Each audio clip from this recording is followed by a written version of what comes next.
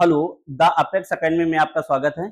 मैं राहुल सर आप लोगों को मैथ पढ़ा रहा हूँ और आज मैं आप लोगों को पढ़ाऊँगा एवरेज, औसत, ठीक है? तो ये औसत की पहली क्लास होगी इसलिए हम लोग बिल्कुल बेसिक से क्वेश्चन स्टार्ट करेंगे, ठीक है? सबसे पहले ये जान लेते हैं कि औसत है क्या, ठीक है? इसके बाद से फिर हम क्वेश्चन करना स्टार्ट करते हैं। तो देखिए, औसत क्या है? एकदम आसान भाषा में समझिए, जैसे 4 लोग हैं, ठीक है?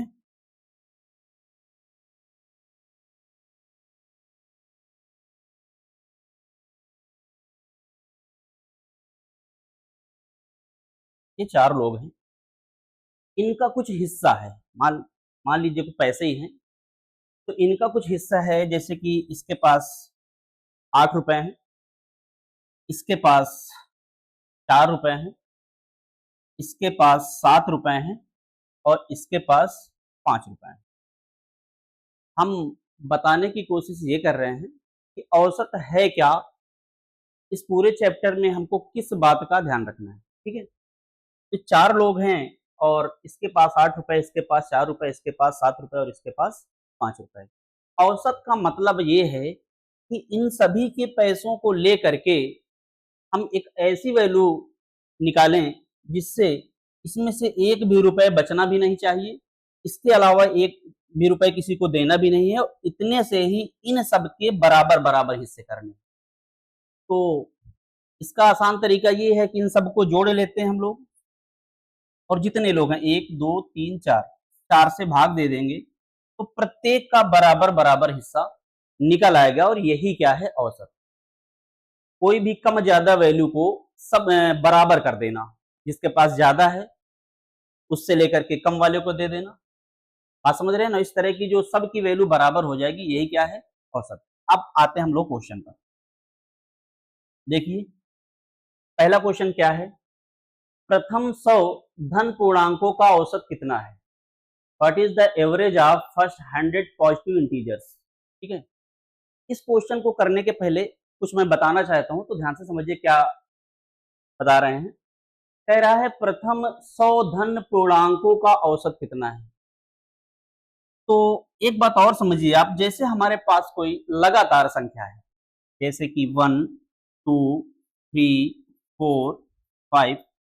लगातार का मतलब ये नहीं कि बस ऐसे ही एक दो नंबर, लगातार का मतलब ये हो जिनके बीच का डिफरेंस समान हो। ऐसी भी संख्या हो सकती है 10, 20, 30, 40, 50, इस प्रकार भी संख्या हो सकती है। यानी कि जो संख्या है हमारे पास उनके बीच का डिफरेंस समान हो। तो ऐसी संख्याओं का औसत हम लोग कैसे निकालते हैं, तो समझिए। देखिए, पहला तो अपना वही बेसिक तरीका है कि इन सबको जोड़ लेंगे और ये जितनी संख्या हैं उससे हम क्या करेंगे, भाग दे देंगे, तो क्या आ जाएगा औसत। लेकिन यहाँ पर 100 धन पूर्णांक हैं, अब हमारे पास 100 नंबर होंगे, उनको तो जोड़ना इतना आसान नहीं होगा। इसलिए हम क्या करेंगे, या तो आप पहला और लास्ट वाला, पहली वाली और लास्ट वाली संख्या ले लें और इनको जोड़ जोड़ दें और जोड़ करके 2 से भाग दे दें, क्योंकि हमने पहली ली और लास्ट वाली 2 संख्याएं ली हैं। 2 से भाग देंगे क्या आएगा, 3। अगर हम 1, 2, 3, 4, 5 इनका औसत निकालना चाहे तो क्या आएगा, 3। यहां पर भी अगर हमको औसत निकालना है तो फर्स्ट और लास्ट इनको जोड़ देंगे हम और जोड़ करके 2 से भाग देंगे, क्योंकि 2 संख्या ली, 1 और 2, और क्या आ जाएगा, 30। एक तरीका तो ये हो गया। दूसरा आपको पता है, जोड़ करके जितनी संख्या है उनसे भाग दे देंगे। एक तरीका हमारे पास और है, अगर हमारे पास जो भी संख्याएं लिखी हैं, तो अगर हमारे पास संख्याओं की जो संख्या है वो विषम है, कहने का मतलब जैसे 5 संख्या हो गई, 7 संख्या हो गई, 13 संख्या हो गई, तो इनमें हम क्या कर सकते हैं, जो हमारा बीच वाली जो हमारी संख्या होगी वही औसत हो जाएगी। जैसे कि यहाँ पर हमने 3 निकाला है, आप देख रहे हैं, और इनका औसत भी क्या हो जाएगा, 3। ये हम आपको इसलिए बता रहे हैं, आगे अभी हम क्वेश्चन करवाएंगे, तो अगर ये बात आपको पता है तो क्वेश्चन सेकंडों में हो जाएगा, बिल्कुल टाइम नहीं लगना है। इसमें से अगर हमको औसत निकालना हो तो एक तरीका हो गया सबको जोड़ करके जितनी संख्या उनसे भाग दें, दूसरा तरीका हो गया फर्स्ट और लास्ट को जोड़ करके 2 से भाग दें, और तीसरा तरीका ये है कि अगर बीच में कोई संख्या है तो वही हमारा औसत हो जाएगी। ऐसा तब करेंगे जब संख्याओं के बीच का डिफरेंस समान हो। ऐसा नहीं कि कोई भी संख्या लिखी हो और आप बीच वाली संख्या को आंसर कह दें, टिक कर दें, ठीक है। तो जब उनके बीच का डिफरेंस समान हो तो बीच वाली संख्या हमारा क्या होगा, आंसर हो जाएगा। अब हम क्वेश्चन की बात करते हैं। देखिए, कहा है प्रथम 100 धन पूर्णांकों का औसत। तो आपको पता है धन पूर्णांक की बात कर रहा है, 1 2 3 4 इस तरह से संख्याएं होंगी और कितनी 100, यही तो धन पूर्णांक है। अब इनका आपसे औसत पूछा है, तो अभी हमने क्या बताया था कि ये बहुत ज्यादा संख्याएं हैं और इनके बीच का डिफरेंस समान है, लगातार संख्या है। तो हमको करना क्या है, फर्स्ट और लास्ट को जोड़ देना है और जोड़ करके 2 से भाग दे देना। तो क्या आ जाएगा 50.5 यानी 50.5, ठीक है। और ये हमारा औसत हो जाएगा। तो ऐसा कोई ऑप्शन टी। समझ में आ रहा है ना। अगला क्वेश्चन देखते हैं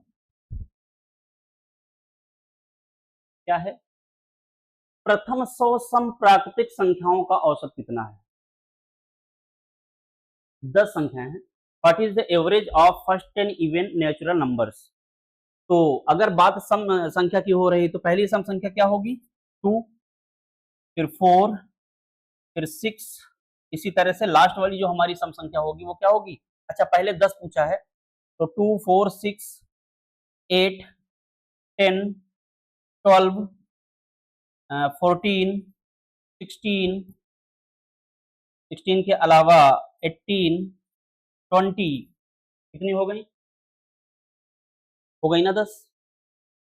अब इनका औसत पूछा है तो या तो हम पहली और लास्ट वाली को जोड़ करके 2 से भाग दे दें। बात समझ रहे हैं ना। देखिए, थोड़ा सा समझने की कोशिश करें। हमारा कहने का मतलब क्या है, हमने यहाँ पहली संख्या ली, वहां पर लास्ट वाली संख्या, हमने कहा दोनों को जोड़ करके अगर हम 2 से डिवाइड कर देते हैं तो हमारा एवरेज आ जाएगा। अगर आप इधर से सेकंड और इधर से लास्ट सेकंड ले लें और इनको भी ऐड करके 2 से डिवाइड कर दें तब भी हमारा एवरेज आ जाएगा। या फिर आप इधर से थर्ड नंबर और इधर से लास्ट थर्ड ले लें तब भी, और इनको ऐड करके 2 से डिवाइड कर दें तब भी हमारा एवरेज आ जाएगा। या फिर आप इधर से फोर्थ और लास्ट से फोर्थ ले लें तब भी हमारा एवरेज आ जाएगा। या फिर बीच की 2 संख्याएं, यहाँ पर बीच में एक तो मिलेगी नहीं, इनको दोनों को लेकर के 2 से डिवाइड कर दें ऐड करके तो भी हमारा एवरेज आ जाएगा। बात समझ रहे हैं ना। तो अगर हम बात करें कि इसका एवरेज क्या होगा तो 2 प्लस 20 यानी कि 22 और 2 से डिवाइड करेंगे तो क्या आ जाएगा 11। तो हमारा आंसर क्या होगा 11। समझ रहे हैं ना। तो ये दूसरा क्वेश्चन भी हमने कर लिया। अगला क्वेश्चन देखते हैं, तीसरा क्या है, 100 से कम सभी विषम संख्याओं का औसत कितना है। 100 से कम सभी विषम संख्या। तो देखिए, पहली विषम संख्या हमारी 1 है ना, फिर 3, फिर 5, फिर 7, फिर 9। अब हम सारी विषम संख्या तो नहीं लिखेंगे, 100 से कम कहा है तो 1 होगी और इसके आगे जो हमारी विषम संख्या होगी वो 99 होगी क्या, क्योंकि आपसे 100 से कम कहा है तो हम 100 से कम लेंगे। और ऑड नंबर्स है ना, विषम संख्या, आपको पता है अगर बीच का डिफरेंस समान हो, यहाँ पर देखिए 1 3 5 2 2 का डिफरेंस, तो फर्स्ट और लास्ट को ऐड करते हैं, 2 से डिवाइड कर देंगे तो क्या आ जाएगा 50। और यही हमारा आंसर, ठीक है। ऐसा कोई ऑप्शन डी। तो ये बात आपको समझ में आ रही है, ठीक है। देखिए, एवरेज के हम केवल इतने ही क्वेश्चन नहीं है, और धीरे धीरे लेवल बढ़ाएंगे, क्वेश्चन का लेवल और अच्छा होगा, ठीक है। और ज्यादा क्वेश्चन करवाएंगे, करीब 100 क्वेश्चन के करीब हम करवाएंगे, ठीक है। तो आप लगातार बने रहिए और देखते रहिए क्लास में। देखिए, तो ये आ गया अगला क्वेश्चन, 50 तक सभी सम प्राकृतिक संख्याओं का औसत क्या है। क्या कहा है 50 तक। देखिए, जब आपसे कहे 50 से कम तो हम कम लेंगे, जब कहे 50 तक तो आपको 50 को भी लेना है, ठीक है। 50 तक सभी सम प्राकृतिक संख्याओं का औसत, तो जो पहली सम संख्या होगी वो क्या होगी 2, फिर क्या होगी 4, फिर 6, फिर 8, इस तरह से होंगी। तो 50 तक कहा है तो जो आपकी लास्ट वाली संख्या वो 50 ही होगी, है ना। 50। अब इनका क्या एवरेज बताना है, तो हम आपको पता है हम फर्स्ट और लास्ट को ऐड करते हैं, ठीक है, और किससे डिवाइड करेंगे, 2 से। तो 52 और इसको हम 2 से डिवाइड करेंगे तो क्या आएगा, 26। यही हमारा आंसर। आंसर क्या होगा, 26, ऑप्शन नंबर सी, ठीक है। आगे बढ़ते हैं, क्या है अगला क्वेश्चन, देखिए 3 के प्रथम 5 गुणजों का औसत कितना है। गुणज आप समझ रहे हैं ना, मल्टीपल, ठीक है। तो 3 के 5 गुणज, तो हम अगर 3 के 5 गुणज लिखे तो पहला तो 3 होगा, फिर 6 होगा, है ना, फिर 9 होगा, फिर 12 और फिर 15। ये 3 के 5 गुणज हो गए, है ना, प्रथम 5 गुणज हैं, स्टार्टिंग 3 से होगी, ठीक है।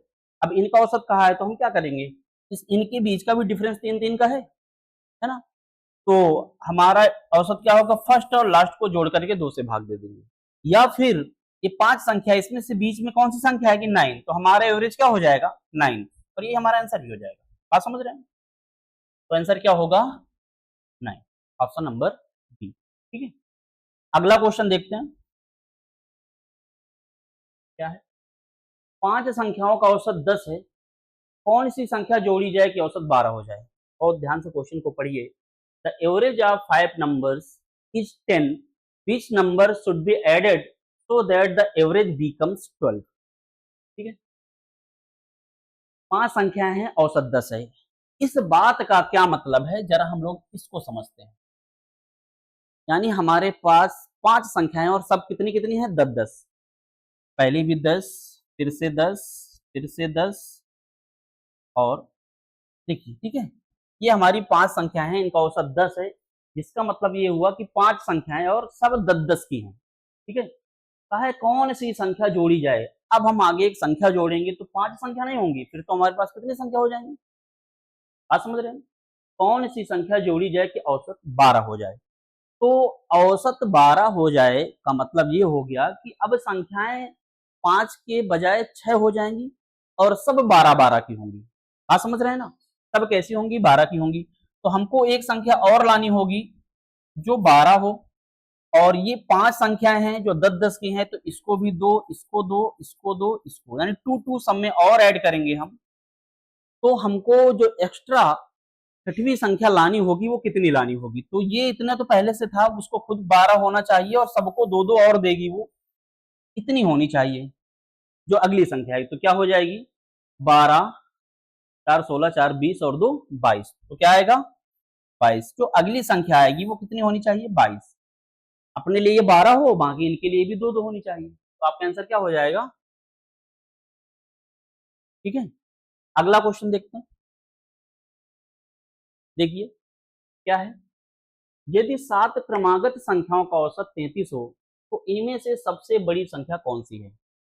जरा ध्यान से क्वेश्चन को समझिए, 7 क्रमागत, क्रमागत का मतलब होता है लगातार या जिनके बीच का डिफरेंस समान हो। 7 क्रमागत संख्याओं का औसत क्या है, 33। अब देखिए संख्या कितनी है, 7, 1 2 3 4 5 6 7, ध्यान से समझिएगा। थोड़ी देर पहले हमने आपको ये भी बताया था, अगर संख्याएं क्रमागत हैं जिनके बीच का डिफरेंस समान है, तो उनका एवरेज हम क्या करते हैं, फर्स्ट और लास्ट को ऐड करके 2 से डिवाइड करके भी निकालते हैं। दूसरा तरीका ये भी है कि औसत बीच वाली संख्या भी होती है।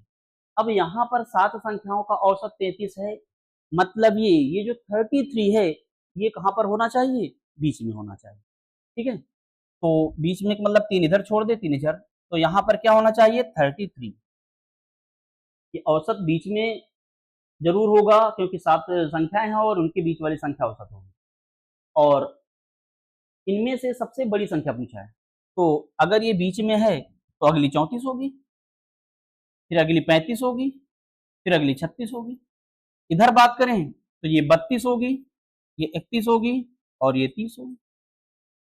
आपसे सबसे बड़ी संख्या पूछा है, तो ये तो औसत हो गया, इसके आगे सबसे बड़ी संख्या 36 क्या होगी, 36, ठीक है। आगे बढ़ते हैं, अगला क्वेश्चन है, 4 क्रमागत सम संख्याओं का औसत 27 है। ध्यान से समझिएगा, बहुत अच्छा क्वेश्चन है। 4 क्रमागत सम संख्याओं का औसत 27 है, इनमें से सबसे बड़ी संख्या कौन सी। ना, 4 संख्याएं हैं, क्रमागत हैं, औसत है 27। तो देखिए जरा समझने की कोशिश करिए, 1 2 3 4, ये 4 संख्याएं। औसत कहाँ होता है? बीच में। यहाँ बोला है सम संख्याएं, जबकि औसत हमारा 27 कैसी संख्या है? विषम संख्या है। बात समझ रहे हैं ना? तो लेकिन ये जो 27 है ये भी बीच में ही होगा, लेकिन ये विषम संख्या है, तो इसके और इसके बीच में 27 होगा। यहाँ पर क्या होगा? 27। इसका मतलब अगली संख्या 28 होगी, क्योंकि हम संख्याएं सम लेंगे यहाँ पर विषम संख्या नहीं लेंगे। ठीक है, तो औसत तो हमारा विषम है, लेकिन वो जो 4 संख्या है वो सम है। तो 27 कहाँ है? बीच में, 2 इधर 2 इधर, यानी इसके बीचों बीच 27 होगा, तो इसके जस्ट बाद 28 होगा, और इसके जस्ट पहले क्या होगा? 26। और सम संख्या लेना है तो इसके पहले की संख्या कौन सी सम संख्या होगी? 24। और 28 के बाद की संख्या सम संख्या लेनी है तो 30। औसत हमारा 27 बोला था, तो ये बीच में ही होगा।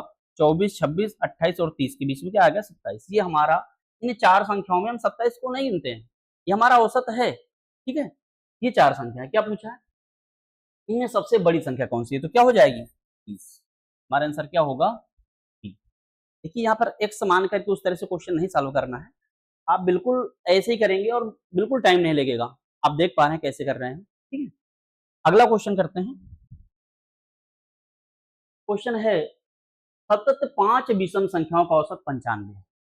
यहाँ पर कहा है लगातार है, सतत का मतलब लगातार है, 5 संख्याएं और कैसी संख्या? विषम। अब संख्याएं 5 है तो इसमें तो बीच वाली संख्या मिल ही जाएगी, 2 इधर 2 उधर और बीच में 5 जो संख्या होगी बीच की, तो 5 संख्याएं, यानी कि 1 2 3 4 और 5। औसत क्या है? 95। संख्या क्या है? विषम।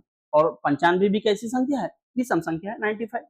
तो यहाँ पर 95 होगी, क्योंकि औसत हमेशा बीच वाली संख्या होती है, इनमें से बीच में क्या होगा? 95। विषम संख्या तो अगली जो विषम संख्या होगी वो होगी 97, अगली जो होगी वो होगी 99। इसके पहले की बात करें तो ये क्या होगा? 93, और यहाँ पर होगा 91, 91। हमने सारी विषम संख्या ली है, क्योंकि आपसे बोला है विषम संख्या। तो पूछा है आरोही क्रम में चौथी संख्या कौन सी है? ये आरोही क्रम ही तो है, आप समझ रहे हैं ना? सॉरी, अवरोही क्रम से पूछा है, यानी बड़ी से छोटी, चौथी संख्या पूछी है। तो पहली, दूसरी, तीसरी, चौथी क्या होगी? 93। हमारा आंसर क्या हो जाएगा? सतत 5 विषम संख्याओं का औसत 95 है, अवरोही क्रम में चौथी संख्या कौन सी है? देखिए डिसेंडिंग ऑर्डर, अच्छा, घटते क्रम में, तो घटते ही क्रम में तो बता रहे हैं हम आपको, है ना? सबसे बड़ी ये है, फिर ये है, फिर ये है, और डिसेंडिंग ऑर्डर तो यही है। तो थोड़ा सा इसमें, अच्छा इनमें से कोई है तो एक ऑप्शन और, इनमें से कोई नहीं तो यही सही होगा। आंसर हमारा क्या होगा? 93। ठीक है, अगला क्वेश्चन देखते हैं। ए बी सी डी 4 क्रमागत विषम संख्याएं हैं। कैसी हैं? विषम संख्याएं हैं, जिनका औसत 42 है। बी तथा डी का गुणनफल कितना होगा? तो हमारे पास 4 संख्याएं हैं, ए बी सी और डी। देखिए ये सारी कैसी है? विषम। आप समझ रहे हैं? लेकिन जो हमारा औसत है वो है सम, 42। तो 42 कहां पर होगा? बीच में। यहाँ की वैल्यू होगी 42। ये इन 4 में से काउंट नहीं होगी, क्योंकि ये एक सम संख्या है, हम बात कर रहे हैं विषम संख्या। तो कैसी संख्या है? क्रमागत है, जिनके बीच का डिफरेंस समान है। तो 42 के बाद वाली जो संख्या होगी वो कौन सी होगी? 42 के जस्ट बाद वाली संख्या आपकी विषम संख्या की बात हो रही तो 41 होगी, इसके बाद होगी 43। ठीक है, और इसके पहले अगर हम विषम संख्या की बात करें तो क्या होगी?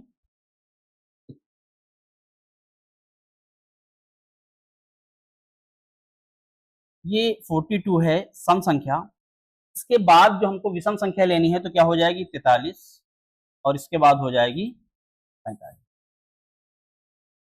इसके पहले विषम संख्या 41 और इसके बाद 39।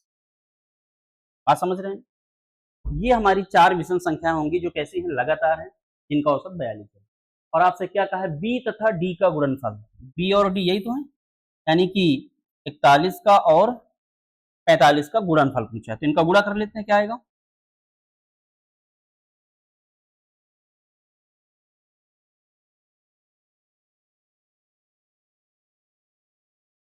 5, 4, 8 और 1, 1845, ऐसा कोई ऑप्शन है?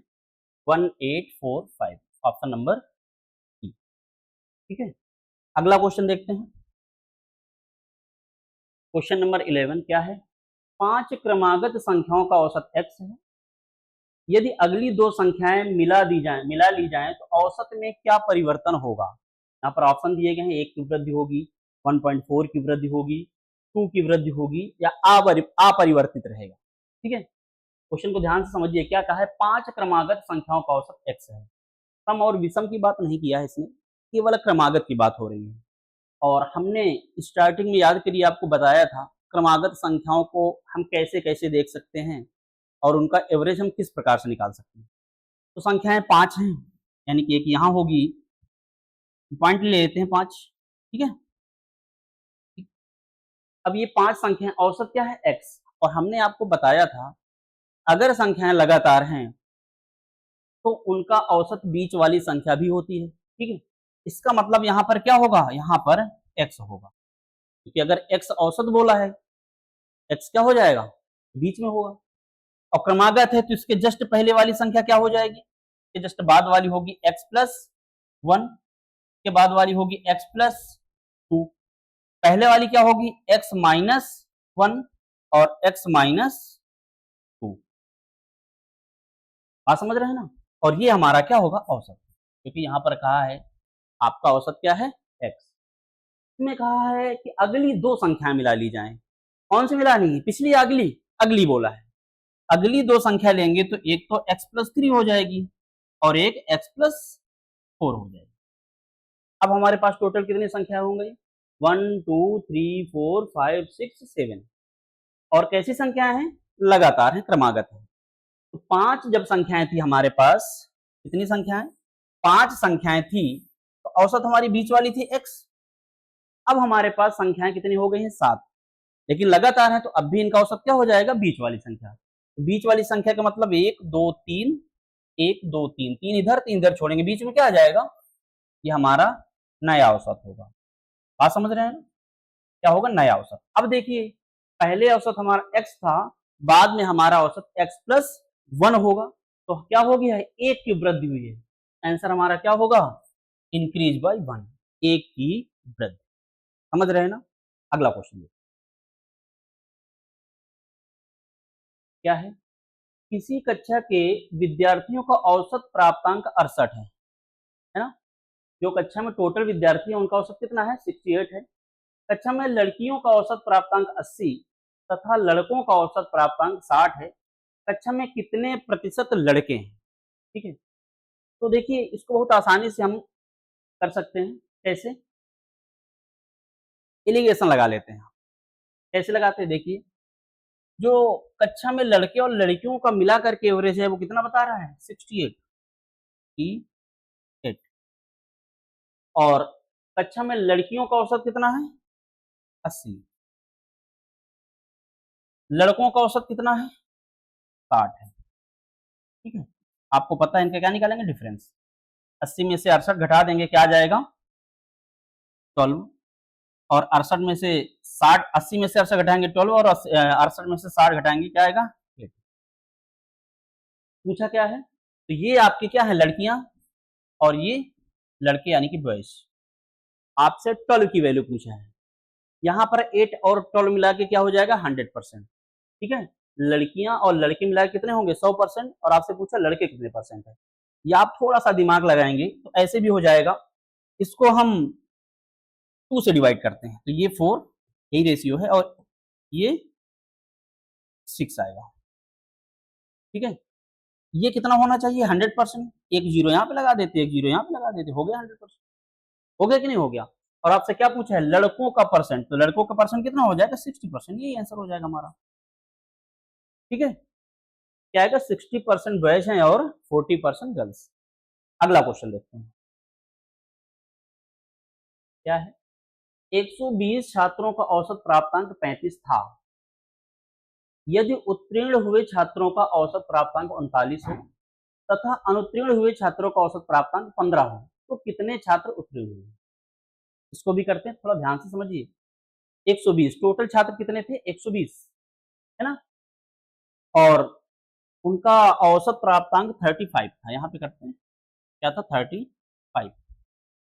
यदि उत्तीर्ण हुए छात्रों का औसत 39, 39, ये कौन से हैं? उत्तीर्ण हुए। बात समझ रहे हैं ना। और क्या कहा है?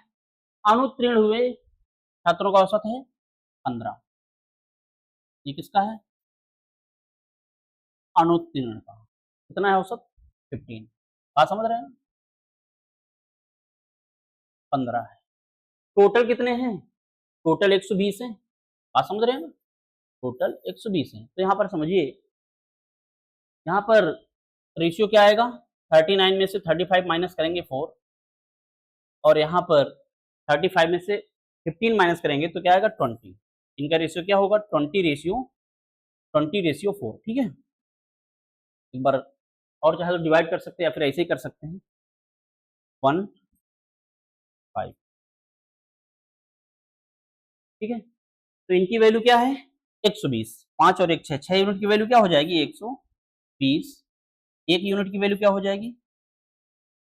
20। आपसे क्या पूछा है? उत्तीर्ण हुए छात्र। बात समझ रहे हैं ना। तो ये उत्तीर्ण है, ये अनुत्तीर्ण। तो ये उत्तीर्ण है यानी कि 5 की वैल्यू पूछी है। 1 की वैल्यू 20 है तो 5 की वैल्यू क्या हो जाएगी? दोनों तरफ 5 से मल्टीप्लाई करवा देते हैं, क्या आ जाएगा? 100, है ना। तो ऐसा कोई ऑप्शन है? Option number A. तो समझ रहे हैं ना। ठीक है। अगला क्वेश्चन देखते हैं क्या है। किसी परीक्षा में छात्रों तथा छात्राओं का औसत प्राप्तांक 71 तथा 73 है। समस्त विद्यार्थियों का औसत प्राप्तांक 71.8 यानी 71.8 है। छात्रों तथा छात्राओं का अनुपात कितना है? बिल्कुल वैसे ही करेंगे जैसे थोड़ी देर पहले अभी किया है। तो टोटल एवरेज कितना है? समस्त विद्यार्थियों का औसत कितना है? 71.8। ठीक है। और यहाँ पर छात्रों का कितना कहा है?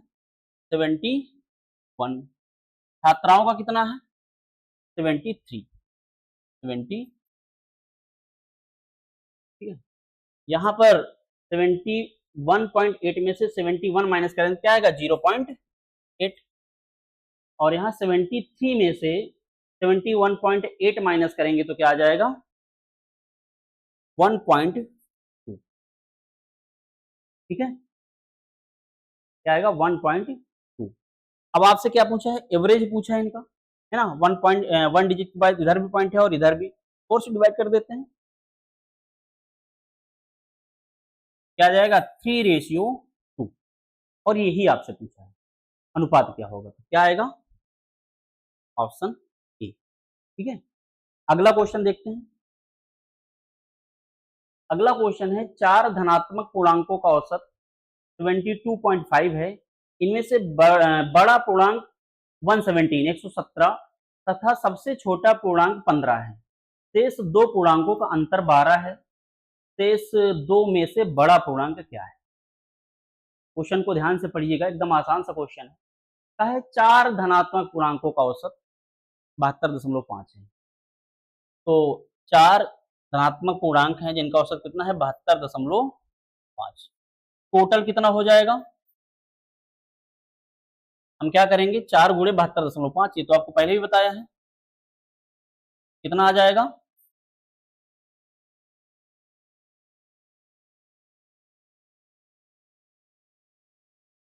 290। क्या आएगा? 290। अब ये 4 धनात्मक पूर्णांक है, 72.5 करके चारों हैं, और इनका योग क्या हो जाएगा? 290। इनमें से कहा है सबसे बड़ा पूर्णांक 117 और सबसे छोटा पूर्णांक कितना है? 115। इन दोनों को पहले हम क्या करेंगे? हटा देते हैं। तो 117 और 15 मिलाकर के कितना हो जाएगा? 132। 132। तो 290 में से 132 को हम माइनस करते हैं, क्या आएगा? 8 और 158। ठीक है। इसके बाद आपसे कहा है शेष दो पूर्णांकों का अंतर 12 है। शेष दो में से बड़ा पूर्णांक क्या है? देखिए, इस बात को भी बहुत अच्छे समझिए। मेरे बहुत छोटे छोटे पॉइंट हैं, लेकिन वो बहुत काम करेंगे आगे आपको। बड़े क्वेश्चन बहुत आसानी से आप सॉल्व करेंगे। हम सिर्फ इस बात को कैसे सॉल्व करते हैं समझने की कोशिश करेंगे आप, ठीक है। 158 कह रहा है शेष दो, अब दो पूर्णांक इसमें से शामिल हैं जिनके बीच का डिफरेंस कितना है, 12 है। तो एक काम करते हैं, दो पूर्णांक शामिल हैं उनके बीच का अंतर 12 है। हम एक काम करते हैं, 12 का अंतर मतलब ये हो गया एक के पास 12 कम होगा और एक के पास 12 ज्यादा होगा। तो हम इससे 12 हटा करके पहले अलग कर लेते हैं, बात समझ रहे हैं ना। और अगर हम इससे 12 हटा दें, बात समझ रहे हैं, में से 12 अगर हम हटा के अलग कर दें तो अब हमारे पास बचेगा कितना, कितना बचेगा 6 4 1, 146 बचेगा। इसको दो भागों में बांट देते हैं, 12 अलग कर लिया, बाकी जितना बचा उसको बराबर बराबर दो भागों में बांट दिया। अब आपसे पूछा है जिसके पास 12 ज्यादा है वो बताना है, यानी बड़ा वाला पूर्णांक बताना है। तो जो हमने 12 अलग किया था बस एक को दे देते हैं, बात समझ रहे हैं, क्या आ जाएगा, अच्छा 12, ठीक है, सॉरी 12 लिखेंगे, ठीक है, क्या आएगा 85। तो बड़ा पूर्णांक पूछा है तो क्या हो जाएगा आपका 85। इसमें से ऑप्शन में क्या है 70 73 84 ज्ञात नहीं किया जा सकता, इनमें से कोई नहीं, क्या आएगा इनमें से कोई नहीं। तो ये बात आपको समझ में आ गई, आगे बढ़े। देखिए क्या है क्वेश्चन, एक वर्कशॉप में कार्यरत सभी कर्मचारियों का औसत 8000 है, उनमें से 7 अभियंताओं का औसत, जो कर्मचारी हैं टोटल उनमें से कुछ अभियंता भी हैं, वो कितने हैं 7, तो 7 अभियंताओं का औसत 12000 है तथा शेष कर्मचारियों का औसत वेतन 6000 है। इस वर्कशॉप में कार्यरत सभी कर्मचारियों की संख्या पूछी, ठीक है। तो देखिए बहुत आसान सा क्वेश्चन है, कैसे करेंगे हम, इसमें भी एलिगेशन लगाते हैं। जो टोटल कर्मचारी हैं उनका औसत वेतन कितना है 8000, ठीक है, और उसमें से जो 7 अभियंता हैं उनका कितना है 12000, बाकी बचे कर्मचारियों का कितना है 6000, ठीक है। यहां से हम क्या करेंगे, जीरो कैंसिल कर देते हैं, ठीक है। 12 में से 8 घटाएं क्या आएगा 4, और यहाँ पर 8 में से 6 घटाएं क्या आएगा 2। अनुपात ये आ गया, किसका अनुपात है, वो जो 7 अभियंता हैं उनका और बाकी जो बचे कर्मचारी हैं उनका, ठीक है। तो ये रेशियो 1:2 हो जाएगा अगर हम 2 से डिवाइड कर दें। तो यहाँ पर आपसे पूछा है टोटल कर्मचारी, अभियंता बाकी जो अदर कर्मचारी हैं उनकी टोटल संख्या पूछी है। तो 7 अभियंता ये थे ना, और एक की वैल्यू 7 है, और आपसे पूछा टोटल 2 और 1 3 की वैल्यू, ठीक है। तो हम यहाँ पर क्या कहेंगे 1 बराबर 7 की, यानी 1 यूनिट की वैल्यू 7 है। आपसे टोटल कर्मचारी 2 और 1 3, तो 3 की वैल्यू क्या हो जाएगी 21, ठीक है। क्या आ जाएगा आंसर 20। अगला क्वेश्चन देखते हैं क्या है, एक व्यक्ति ए से बी तक x किलोमीटर प्रति घंटा की औसत चाल से जाता है तथा वापस बी से ए तक y किलोमीटर प्रति घंटा की चाल से लौट आता है, पूरी यात्रा में उसकी औसत चाल कितनी होगी। इस क्वेश्चन को ध्यान से समझिएगा, ठीक है। इसमें से जो औसत चाल होगी वो क्या होगी, हम यहां पर लिख देते हैं, औसत चाल बराबर कुल दूरी बटे कुल समय, कुल दूरी बटे कुल समय। इस बात को आप याद रखिए, फिर एकदम आसान सा क्वेश्चन, ठीक है। औसत चाल बराबर कुल दूरी बटे कुल समय। तो एक काम करते हैं, इसका डेरिवेट करते हैं कैसे आया है, ठीक है, और कौन सा ऑप्शन इसका सही होगा। तो ये ए है और ये बी है। आपसे कहा ए से बी तक जाता है फिर बी से ए तक वापस आता है, जाने की चाल x किलोमीटर प्रति घंटा है, वापस आने की चाल y किलोमीटर प्रति घंटा है। तो एक काम करते हैं, हम इसकी जो डिस्टेंस है उसको x इंटू वाई यानी एक्स वाई मान लेते हैं, बात समझ रहे हैं। अब ये देखिए दूरी कितनी है एक्स वाई, ठीक, किलोमीटर। तो चाल बराबर क्या होता है दूरी बटे समय, समय बराबर क्या होता है दूरी बटे चाल। तो हमको क्या निकालना है, टोटल टाइम निकालना है, ठीक है। तो T1 पहला जाने का टाइम क्या होगा, समय बराबर दूरी बटे चाल, दूरी क्या है एक्स वाई और चाल क्या है एक्स, क्या आ जाएगा वाई घंटा, ठीक है। फिर उधर वापस आने का समय निकाल लेते हैं P2। अच्छा, जब आएगा तब भी तो दूरी वही रहेगी, तब भी तो XY ही दूरी होगी ना, क्योंकि हमने XY उलट किया है। तो समय क्या होगा XY बटे, लेकिन आने की चाल क्या है Y किलोमीटर प्रति घंटा, तो Y से भाग दो, Y से Y कैंसिल क्या आएगा X घंटा। बात समझ गए ना। अब देखिए, पहले हम गए कितनी दूरी XY, फिर हम वापस आए कितनी दूरी XY, XY गए और XY आए, तो टोटल दूरी कितनी हो जाएगी 2XY। कुल दूरी कितनी हो गई 2XY। फिर आपसे क्या लिखा कुल समय, तो जाने का समय क्या था Y घंटा, आने का समय क्या था X घंटा, तो टोटल समय क्या क्या हो जाएगा X प्लस Y घंटा। तो ये किलोमीटर और ये घंटे में होगा। बात समझ रहे हैं ना, यही आपका आंसर हो जाएगा। ठीक है, कौन सा ऑप्शन है 2XY upon X plus Y। बात समझ में आ गई ना। और इसी से आगे भी क्वेश्चन हम करेंगे। देखिए, बढ़ते हैं आगे। अगला क्वेश्चन क्या है, एक व्यक्ति कार द्वारा ए से नगर बी तक 63 किलोमीटर प्रति घंटा की औसत चाल से जाता है तथा 42 किलोमीटर प्रति घंटा की औसत चाल से वापस लौटता है। पूरी यात्रा में उसकी औसत चाल क्या है। अभी बिल्कुल यही क्वेश्चन करवाया था जहां पर XY था, तो इसी में हम रख लेते हैं 2XY upon X plus Y। ये भी तो वैसे ही क्वेश्चन था, X किलोमीटर प्रति घंटे की चाल से गए थे, Y किलोमीटर प्रति घंटा की चाल से आए थे, और हमारा आंसर क्या था X 2XY upon X plus Y। इसमें वैल्यू, इसकी वैल्यू इसी में रखते हैं, क्या होगा 2 into 63 into 42 upon total time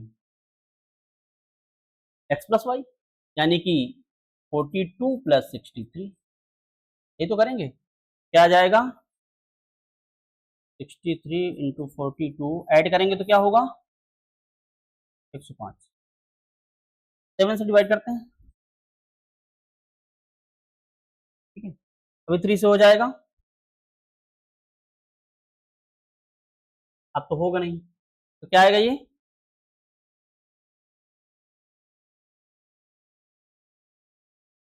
अपान में क्या है 5 ना, तो क्या आ जाएगा 50.4 किलोमीटर प्रति घंटा। ऐसा कोई ऑप्शन है, ऑप्शन नंबर, ठीक है। ये कैसे आया 2XY upon X plus Y, इसके जस्ट पहले वाले क्वेश्चन में हमने आपको बताया है, ठीक है। अगला क्वेश्चन देखते हैं क्या है। एक स्थान ए से स्थान बी तक एक मोटरसाइकिल की औसत चाल कितनी है 65 किलोमीटर प्रति घंटा तथा बी से ए तक आने की औसत गति कितनी है 60 किलोमीटर प्रति घंटा। बिल्कुल वैसे ही क्वेश्चन है जैसे थोड़ी देर पहले किया, तो इसी में रखेंगे 2XY upon X plus Y. 2 into X की वैल्यू 65 इंटू 60 और 65 प्लस 60 कितना हो जाएगा 125, 125, ठीक है। 5 से डिवाइड कर देते हैं, अभी और 5 से हो जाएगा, ठीक है। ये कितना हो जाएगा